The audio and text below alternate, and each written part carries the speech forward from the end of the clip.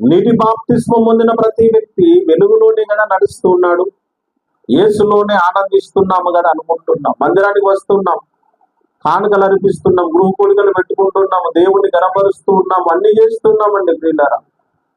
కానీ ఎన్ని చేసినప్పటికీ నీలో ప్రేమ లేకపోతే నీవు తప్పకుండా చీకటిలో నడిచిన వాడవవుతావని దేవుని లేఖనములు సెలవిస్తున్నాయి.